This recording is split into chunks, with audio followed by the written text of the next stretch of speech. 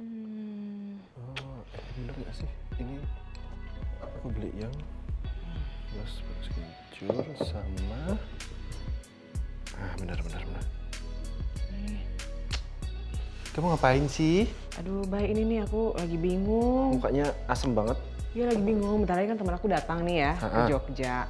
Aku lagi bingung kira-kira mau dibawa kemana, terus mau kasih oleh-oleh apa nanti gitu loh. Lagi nyari-nyari, lagi browsing. Teman kamu dari mana? Dari luar negeri.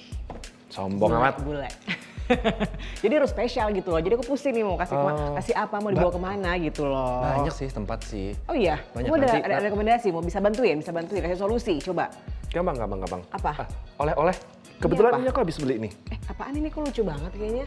Jogjamu. Menarik. Jogjamu. Biasanya kan kalau jamu tuh pahit, nggak enak gitu kan. Nah ini enak nih. Kita coba, aku pengen coba Nih, nih. nih. Aku tuangin buat kamu ya. Kira-kira apakah pantas untuk jadi oleh-oleh nanti? Ini aku baru beli. Makanya aku cek ini bener. Ini yang apa nih? Bener. Ini coba rasanya apa dulu dong? Beras kencur. Coba ya. Kalau ini gula asam, oke beras kencur deh. Wah, oke cukup kita coba dulu ya. Tadi nggak coba. Ini kan aku beliin buat kamu. Wow. Gimana? Lagi boleh deh. Seger banget loh ini, enak Tadi banget. katanya dikit. Enak banget, soalnya oke cukup, makasih Ini aku kenal Bayu. nih yang punya nih. Oh iya? Gimana? Sekalian nanti kalau kamu kasih oleh-oleh, biar belinya sepaket banyak, murah nih. Dapat diskon? Kamu kenal gitu ya? Bisa, boleh bisa. dong, boleh aku dikenalin Sekalian dong. ngobrol ya kita kali ya. Oh, dibawa ke sini? Bawa ke Jadi sini. tamu kita, wow luar biasa. Bisa, Kita ketemu bisa, aja kalau bisa. gitu Yuk, dulu ya. yuk. Oke. Halo, kita berjumpa lagi di Super Suara Perempuan. Dan di komunitas ini kita akan berbagi kisah dengan perempuan-perempuan hebat yang tentunya punya prestasi dan juga menginspirasi untuk Anda semua di rumah. Oke, kira-kira siapakah tamu kita hari ini? Kita lihat terlebih dahulu profilnya yang satu ini.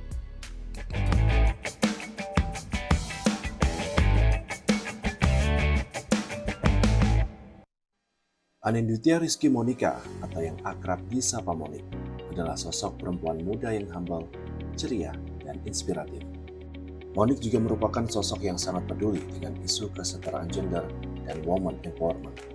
Dengan latar belakang pendidikannya di jurusan pariwisata Universitas Gadjah Mada. Di tahun 2019, Monik bersama rekan-rekannya membuat sebuah gerakan bernama Women Tourism Indonesia yang berfokus pada woman empowerment. Disinilah ia bersama rekan-rekannya menginisiasi banyak agenda untuk meningkatkan kemampuan, kapasitas, dan kepercayaan diri para perempuan Indonesia.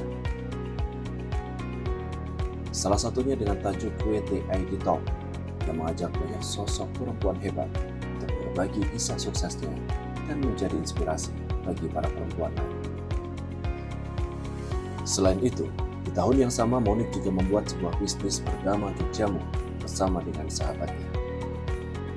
Monik menghadirkan Jogjamu untuk oleh-oleh bagi wisatawan sebagai salah satu minuman khas Jogja. Jogjamu juga hadir sebagai alternatif minuman sehat dan ramah terhadap lidah para anak muda yang enggan untuk minum jamu karena identik dengan rasa pahit. Jogjamu juga bukan hanya untuk sekedar bisnis, namun juga sebagai wadah woman empowerment di mana Monik mengajak para ibu untuk menjadi pahlawan bagi keluarganya. Monik, sosok anak muda inspiratif dengan kepeduliannya untuk perempuan Indonesia.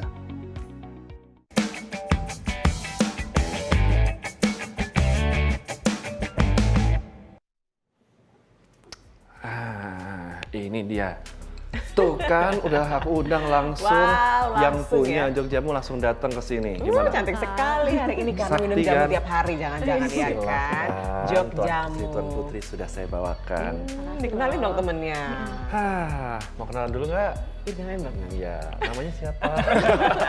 Selamat datang Anindya Rizky Monica atau biasanya disapa dengan Monik. Monik ya. Apa kabar Mbak Monik? Halo Kak, kabar baik dari aku. Makasih loh udah menyempatkan waktunya yang sangat sibuk pastinya ya. Karena beliau ini kan adalah co-founder and chairwoman Women Tourism Indonesia dan juga founder and managing director dari Jogjamu ini. Ya kan tadi aku udah rasain satu beras kencur, seger banget loh ya. Nanti mau nyobain yang ini juga yang tapi gula asam segar. Sebelum kita ngomongin tentang Jogjamu, kayaknya kamu nggak sabar ya. Iya. Tapi sosok perempuan muda ini juga dia tuh punya apa ya keresahan tentang gender equality. Boleh nggak diceritain apa sih yang mendasari Monique akhirnya punya keresahan gender equality?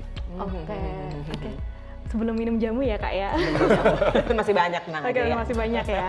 Emang di belakang juga masih banyak ya. Asik, bawa pulang. Oke, jadi sebenarnya aku punya ini Kak, sebuah komunitas namanya Women in Tourism Indonesia atau Yayasan Perempuan Penggerak Pariwisata Indonesia. Keresahan-keresahan apa sih sebenarnya tadi yang sudah disinggung sama Mas Bayu ya gitu. Sebenarnya dari SMP, SMA itu aku tuh udah sering banget sering tune in lah baca-baca majalah Forbes kayak gitu tentang teman-teman perempuan. Maksudnya bacanya apa ya? Aku bacanya Bobo. Iya Bobo, ya Bobo juga itu juga sih kan mengedukasi ya sebenarnya gitu.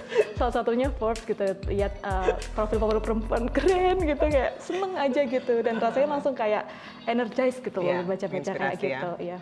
Nah akhirnya waktu kuliah kebetulan aku jurusan pariwisata di S1 Pariwisata UGM mengambil topik skripsi yang emang cukup unik ya tentang peran perempuan di industri pariwisata gitu dan di situ akhirnya menemukan sebuah masalah-masalah ya, maksudnya masalah perempuan di pariwisata itu sendiri gitu loh, ada ketidakadilan, ada diskriminasi, ada marginalisasi dan sebagainya. Makanya dari situ menulis skripsi, lulus. Nah akhirnya waktu lulus itu aku ngelihat bahwa sebenarnya teman-teman perempuan di industri pariwisata tuh banyak banget.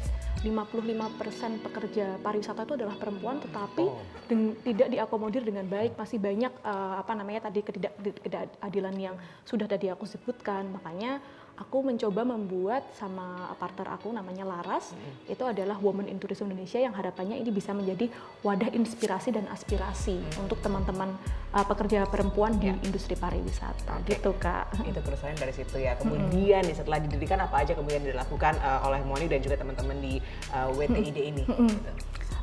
Untuk program-programnya ya Kak ya. Untuk program-programnya sendiri memang 2019 kami mendirikan itu tuh awalnya kita tuh hanya campaign digital aja Kak gitu karena kami kekuatan anak muda gitu ya di sosial media menyuarakan sesuatu dengan desain terus dengan isu-isu yang ada, kita mewawancarai teman-teman perempuan apa keresahannya, apa yang bisa diambil nilai positifnya untuk audiens kita di Instagram. Nah ternyata banyak banget Kak yang relate gitu. Awalnya kita masih punya 70-100 followers aja udah seneng banget. Akhirnya kita pandemi itu malah kita sangat sangat aktif untuk mengadakan webinar, dan di webinar itu akhirnya kita bisa mengundang kementerian, UN Women, dan komunitas-komunitas lain yang ternyata sevisi untuk membuat ini semua gitu. Akhirnya program-program yang sudah kami lakukan ya selain awareness di acara webinar dan seminar, kami juga fokus ke peningkatan kapasitas perempuan dan peningkatan skill-skill teman-teman perempuan yang ada di industri pariwisata.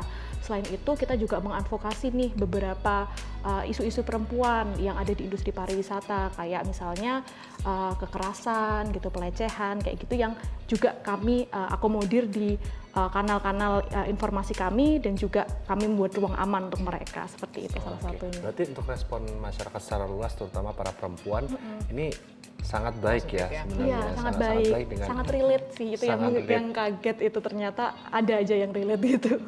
Nah, tapi ada tantangan apa nih selama Monique dan teman-teman di WTID atau WTID? WTID boleh, WTID boleh. okay. WTID mungkin Inggrisnya Inggris gitu, ya. Kak.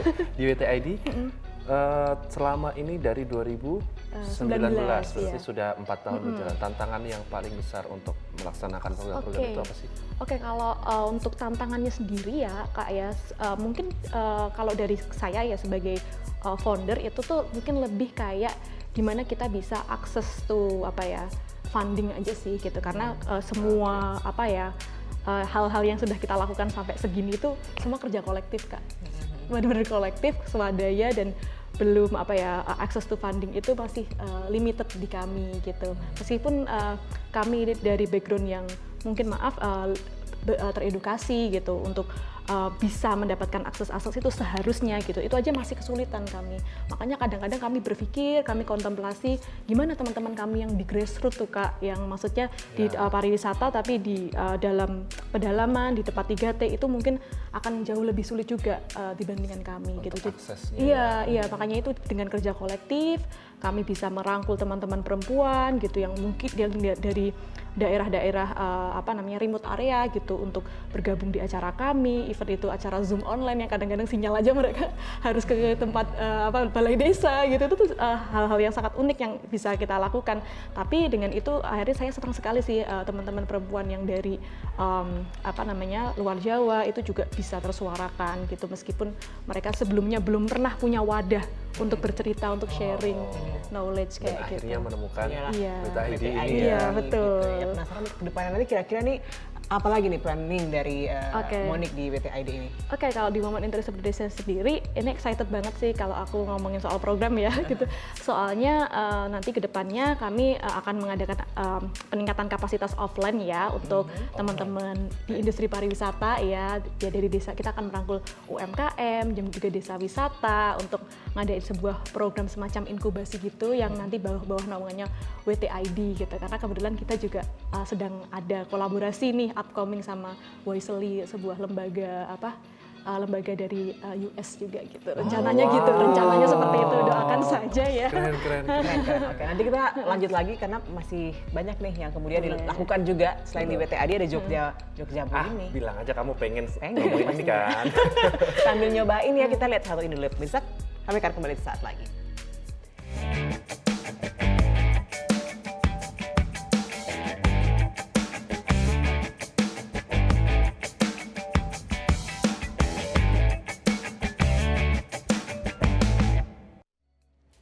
Nah, pemirsa kembali lagi di Super Suara Perempuan. Ya. Dan kali ini masih bersama dengan Monique, seorang sosok perempuan muda yang tadi selain di WTID ya, ini yang nggak sabar mau dibahas sama Vika. Ya. Kita akan bahas Jogja Munya ya. Ada yang Jogjamu. sudah nanya-nanya dari tadi, Betul. penasaran.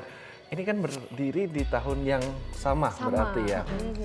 Atas dasar apa akhirnya bikin, kenapa Jogjamu, kenapa nggak bubble apa gitu ya kan? oke. Yang keponik kopi, Iya, tuh. jamu gitu. Iya. Jamu. Oke, iya menarik juga sih.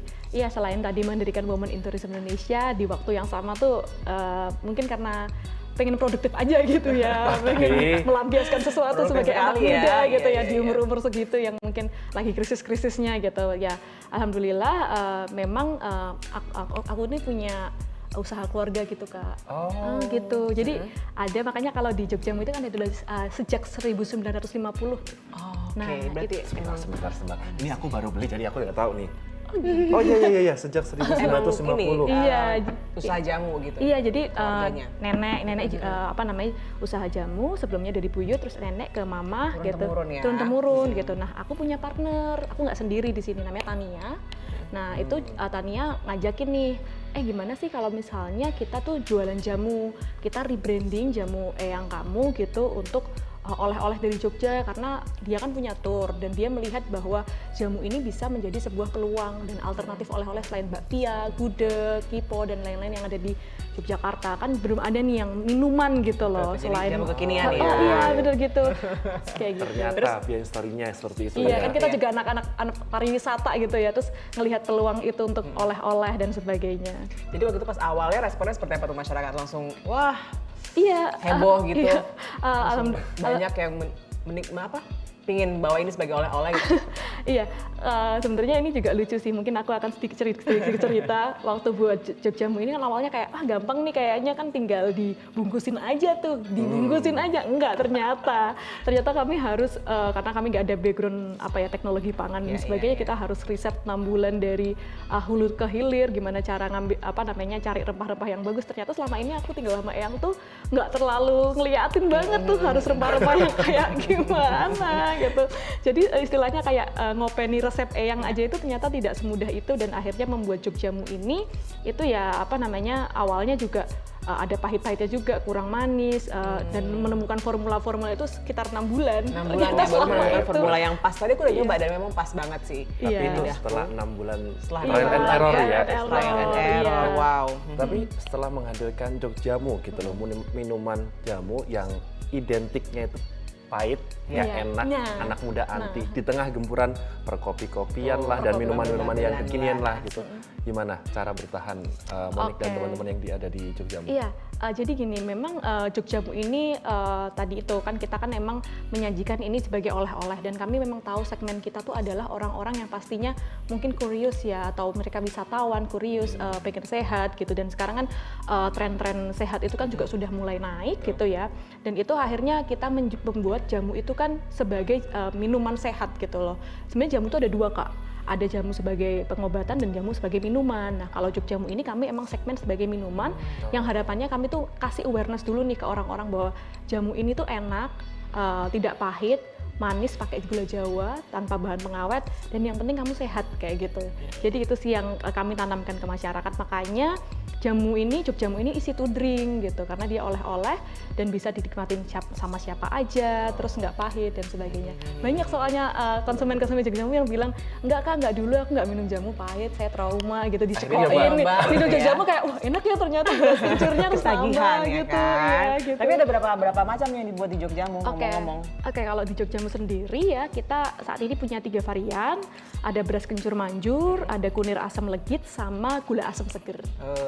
Ini kalau aku favorit yang ini, yang beras kencur. Iya, beras kencur. Ada yang enak gua banget nyoba. sih. Katanya juga baik untuk ini ya, insomnia ya. Iya, Aku juga benar bisa banget. tidur. Kamu kan bisa Oh, tidur. iya, iya, Nih, iya. nanti Nanti minum aku ini ya. nanti Oh iya, tapi ada cerita menarik apa di balik perjalanan Jogjamu dari 2019 ya. sampai 2023 pasti ada dong sesuatu yang menarik gitu di balik pembuatan dan pendirian si Jogjamu hingga berkembang sampai saat ini. Oke, iya ada sih.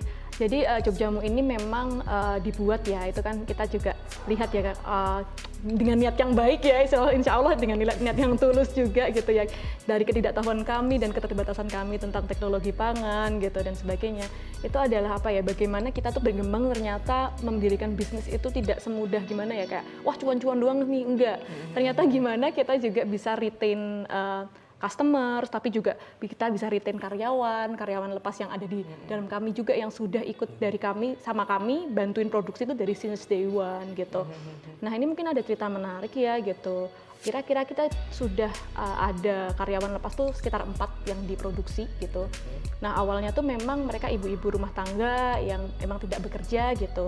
Nah ada satu ibu rumah tangga yang awalnya itu karena dia sebelumnya tidak bekerja gitu ya dan punya anak 2 masih kecil-kecil gitu.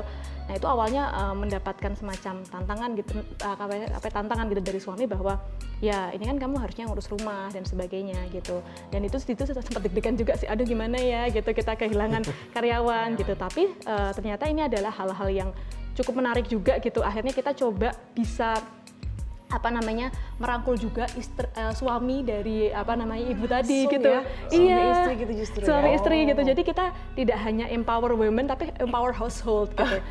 Satu keluarga dibawa ya semuanya ya. Dan itu ternyata bisa menjadi win-win solution buat kami di Jogjamu dan win-win solution untuk keluarga mereka yang akhirnya mereka juga belajar bahwa oh ternyata berbagi peran itu bisa kok gitu, sama-sama bekerja dan sama kapan mereka harus jaga anak karena udah anaknya masih bayi dan sebagainya kayak gitu. Itu mungkin bisa ditiru Kak cara-cara seperti ini karena ketika kita punya bisnis, ingat kita juga punya orang yang kita rawat di situ untuk bekerja, tapi dia juga punya orang yang dirawat, ada suami, ada anak dan sebagainya. Solusinya luar biasa. Merinding win-win loh. solution. Kenapa tuh? Ceritanya tuh wah sedalam ya. itu ya, menarik ya. Oke, nanti kita lanjutkan lagi ya Monique ya. Sesaat lagi tetaplah bersama kami di Super Suara Perempuan.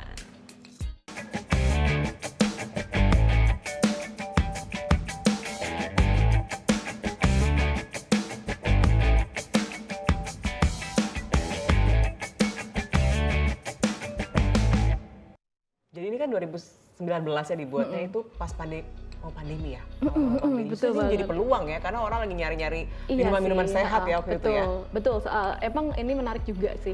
Waktu 2019 itu kan November banget nih kita buat, terus 3 bulan langsung iya. pandemi.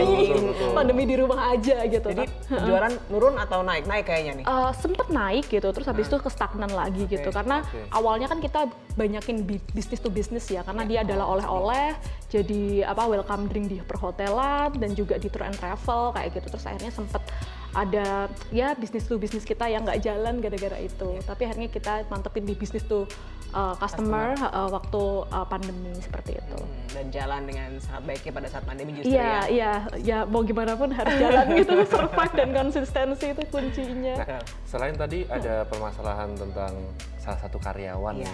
tantangan lain yang paling jadi kendala sejauh ini selama 4 tahun berkarya di Jogjamu apa sih? Oke, apa ya? Mungkin kalau dari kami sih tantangan-tantangan yang lain ya, mungkin karena kita tuh belum punya toko toko offline yang beneran gitu, yang kadang-kadang itu sudah ditanya-tanyakan gitu. Misalnya ada customer atau even ada banyak loyal customer kami dari Jakarta tuh datang ke sini kayak, "Kak, saya mau minum jamu dong, di mana tempatnya?" Karena mikirnya kita udah punya cafe estetik gitu loh, Kak, gitu. Jadi ya tantangan itu akhirnya kita jawab baru di tahun ini gitu, dengan cara kita menitipkan itu atau konsinyasi di bisnis to bisnis kita ya, kayak di restoran, oleh-oleh gitu. Jadi kita bisa marketing itu di lewat Instagram nih buat teman-teman nih yang pengen menikmati Jogjamu secara offline, beli langsung di sana gitu tuh bisa di sini, di tempat-tempat ini, di outlet-outlet ini kayak gitu. Kalau kita lihat sosok seorang Mbak Monik ini kan luar biasa, masih muda gitu ya. Menginspirasi dengan WT ID dan juga Jogjamu ini. Mungkin boleh di-sharing gitu ya untuk teman-teman wanita di luar sana, apa sih harus dimiliki seorang perempuan yang ingin kemudian terjun di dunia bisnis gitu loh. Oke, kalau dari aku sendiri ya, bisnis itu sesuatu yang cukup unik dan dia tuh harus konsisten yang pertama gitu. Karena insya Allah kalau misalnya kita udah konsisten dulu, kita tahu mau membuat apa dan terus konsisten gitu, kita gagal atau apa, itu kita tuh masih on track gitu loh untuk melakukan itu gitu. Dan yang paling jelas sih yang pertama kita harus niat dan seneng dulu sama hal itu, jangan sampai kita nggak suka. Karena susah banget kalau kita udah nggak suka gitu, kita cuma mikir outputnya doang kayak, oh iya pasti kan bisnisnya semua pasti pengen keuntungan ya Kak ya. Nah kalau misalnya kita udah mikir untungnya doang, tapi kita nggak suka bisnisnya apa, ternyata bisnisnya apa gitu kan, yang lain gitu, atau nggak ngerti atau ikut-ikutan aja FOMO nih biar kayak lain aja entrepreneur gitu kelihatannya. Nah itu pasti nggak akan sustain kayak gitu. Sempet kayak capek nggak gitu dalam? Oh of course. Ada fasenya tersendiri ya. Ada tentunya. Hadapinya seperti apa tuh rasa-rasa lelah? Rasa-rasa lelah itu pasti ada gitu. Kita kan maksudnya apalagi ketika pandemi itu memang benar kata kakak tadi, penjualan meningkat, tapi akhirnya di di masa-masa stagnan juga. Dan di masa stagnan itu juga tantangan buat kami yang harus awalnya nge-branding oleh-oleh, terus apa nih ke oleh-oleh orang nggak ada yang datang ke sini ya gimana gitu. Akhirnya kita membuat branding itu sebagai Jogjamu setiap hari. Jadi kita benar-benar masuk ke segmen keluarga sehat biar tidak terkena corona saat itu. Jadi hal-hal kayak gitu tuh terpikirkan, tentu saja ada di masa-masa terendah, pusing, aduh gimana ya, harus gimana, tapi ya itu keep going on juga gitu. Sempat juga partner pas itu temen yang ada di Jogjamu ini sempat sakit juga gara-gara corona, jadi di saat orang-orang pada corona terus kita ada yang corona juga, jadi kita juga nggak bisa membuat jamu. Itu adalah sebuah tantangan juga bagi kami gitu. Tapi intinya ketika kita terjun di bisnis misal atau apapun yang kita geluti, ketika memang sudah dijalani dengan cinta, cinta. Dengan udah suka duluan, masih bisa dilewati seberat apapun ya. Bisa banget. Jadi pada saat titik rendah misalnya tadi lagi capek-capeknya, siapa sih yang menjadi support system dari seorang Mbak Monik ini? Yang selalu menyemangati gitu. Selalu menyemangati. Aduh, ini dalam nih kayaknya, di dalam nih. Kalau yang menyemangati tentu saja karena aku di sini nggak sendiri ya, maksudnya di WTID juga di Jogjamu sendiri ini aku ada teman-teman yang lain gitu. Nah aku di di Jogjamu ini tentunya aku sama Tania itu sudah saling menyemangati gitu, dan tentunya juga di WTID juga aku sama Laksi juga saling menyemangati, saling nge-backup lah ketika kita lagi lost. Kita tahu lah gimana kita mau right back to the track gitu. Dan tapi selain itu juga tentunya gimana kita juga kepikiran kayak, oh iya ya ada orang-orang yang bergantung juga sama Jogjamu, ayo kita harus gimana gitu, kayak kan nggak enak ya gitu, kayak ada rasa udah engage sama mereka itu, termasuk juga di WTID gitu sama volunteer kita pengen bisa terus semangat gitu, apalagi kalau volunteer semangat kita nggak semangat kan aneh ya, kita kan yang diriin gitu, masa nggak semangat dong. Justru karena pemimpinnya, kenapa pemimpinnya malah loyo duluan kayak gitu, dan tentunya juga semangat dan dukungan dari orang tua dan yang lain itu juga tentunya. Terakhir dong, mimpi terbesar Monik yang sampai sekarang ini masih ingin baru jalan ke sana tuh. Kalau dari aku sendiri ya mimpi pasti banyak ya gitu. Satu aja misalnya. Satu ya. Lagi pengen dituju tuh. apa ya? Mungkin bisa jadi inspirasi untuk para Oke, perempuan oke. yang ada di rumah. Oke, kalau mimpi dari aku sekarang sih, aku pengennya sih semua ini sustain gitu, dan aku bisa apa ya istilahnya memberikan kayak gaji lebih layak lah untuk para teman-teman di Women Tourism dan juga di Jogjamu juga gitu, agar kita bisa sustain, karena menurutku juga sumber daya manusia itu adalah aset berharga sih bagi kami gitu, dan itu kerasa banget ketika aku sudah mendirikan ini. Aduh, berkaca-kaca aku. Sukses terus ya. Nah, dengan Iya. WTRI dan juga Jogjamunya. Sukses terus tentunya, dan terima kasih sudah menginspirasi tentunya wanita-wanita di Yogyakarta dan juga Indonesia tentunya. Oke. Semoga sosok perempuan muda ini jadi inspirasi dan memotivasi perempuan muda yang ada di rumah ya. Kayak sini kita party jamu. Party jamu. Boleh. Terima kasih sekali lagi, Terima Moni. kasih. Sampai ketemu Sama-sama. lagi ya. Kamu habis ini harus habis 1 botol ya. Bisa dong, aku karena suka sama beras kencur gitu Dan kan. pemirsa, itu tadi untuk perbincangan kita bersama dengan Monik, sosok Ya. perempuan muda yang sangat inspiratif dan juga empowering woman. Ya, tentunya kita akan bertemu lagi di super episode selanjutnya dengan narasumber-narasumber yang tentunya super juga gitu ya. Betul Terus sekali. berkarya dan makin hebat perempuan Indonesia. Salam Super Suara Perempuan.